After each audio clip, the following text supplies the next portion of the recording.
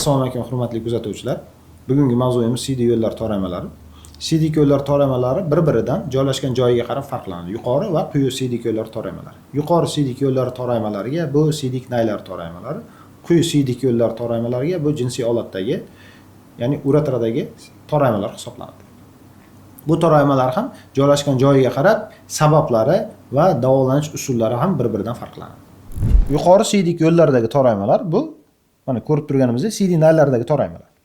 Qo'pol qilib aytganda, soddaroq tilda tushuntirsak, mana uni qisib qo'ysak, ichkaridagi bo'shliq kamayadi.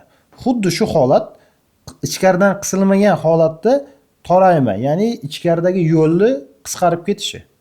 Bu yuqori siydik yo'llardagi toraymalar hisoblanadi. Buning sabablari bir nechta. Bu travmalar, operatsiya jarayonida tosh kasalliklarini olinayotgandagi travmalar, tosh kasalliklarini vaqtida davolamaslikka oqibatda kelib chiqqan travmalar, undan tashqari har xil infeksion kasalliklar. Ayniqsa yuqori siydik yo'llarda bizga eng muhim bo'lgan infeksiyalardan bittasi bu tuberkuloz.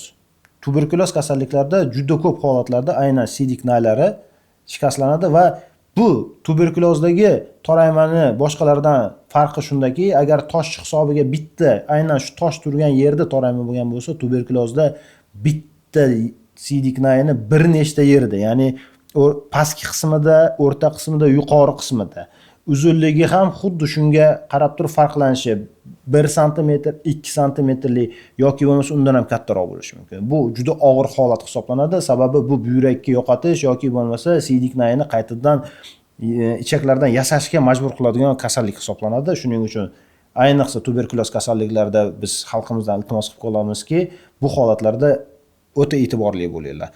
Tuberkuloz kasalligi faqat o'pkalarda bo'lmaydi, bu siydik yo'llarda ham uchraydigan kasallik hisoblanadi. Shuning uchun bu sizlarga yangilik bo'lishi mumkin.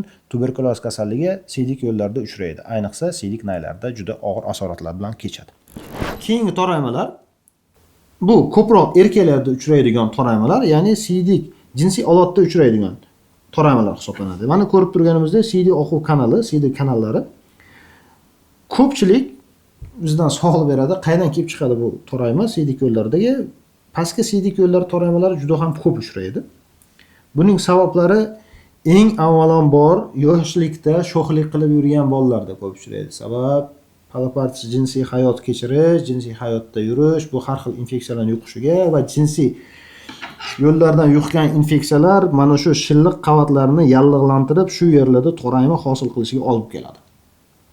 Arzimagan qilingan 5 minutlik rohat sizni keyinchalik butun umrga nogiron qilib qo'yishi mumkin. Esinglarda tutinglar. Bu yo'llarda torayma har xil joylarda bo'lishi mumkin. Bu yuqori bulboz qismi hisoblanadi.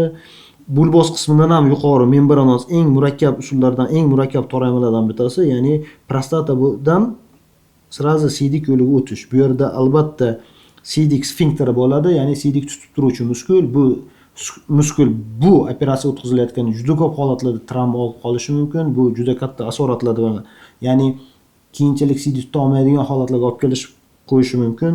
Keyingi qismi bulboz, ya'ni jinsiy olatni o'zagi, negizi deymizmi, negizidagi va tanalardagi va pastki meatus deymiz, ya'ni siydik chiqaruv kanalining eng oxirgi qismidagi toraymalar bo'lishi mumkin.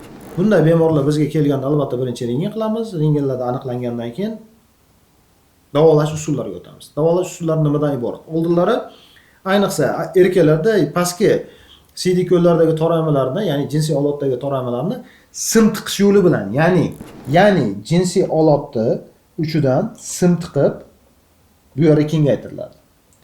Bu juda og'riqli va travmatishni, ya'ni travma oladigan yo'l bo'lib, oldinlari bundan boshqa yo'limiz yo'q edi. Bundan boshqa jarrohlik amaliyotlari bizda bajarilmasdi. Bundan boshqa yo'l yo'q edi. Yo qovoq tagidan, kindigin tagidan qovoqqa trubka qo'yib qo'yiladi. Shu qovoqdagi trubka orqali siyib yurish kerak yoki bo'lmasa bu doimiy bujlab yurish kerak.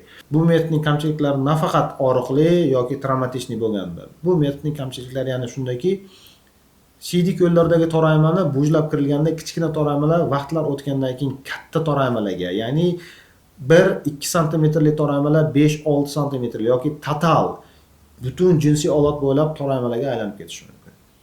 Zamonaviy meditsinada esa bu kabi toraymalarni bukkal uretroplastika, ya'ni og'izi shilliq qavatidan material olib, jinsiy olatdagi toraymalarni bartaraf etiladi.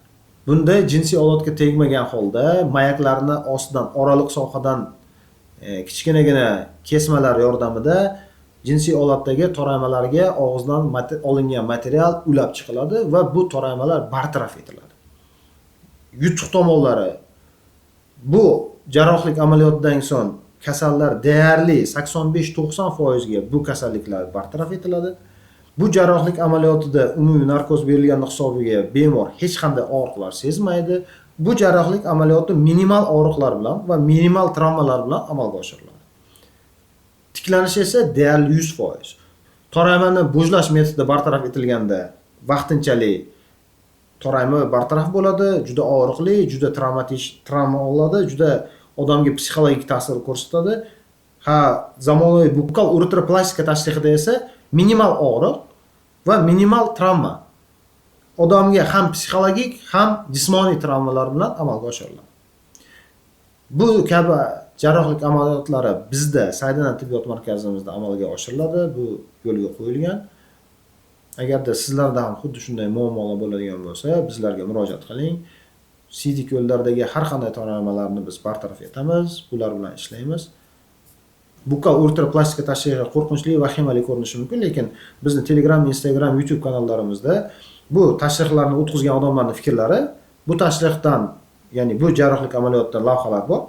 Savollaringiz bo'lsa bizga kommentariylarga yozib qoldirishingiz yoki bo'lmasa Saydana tibbiyot klinikamizga qabulimizga kelishingiz mumkin.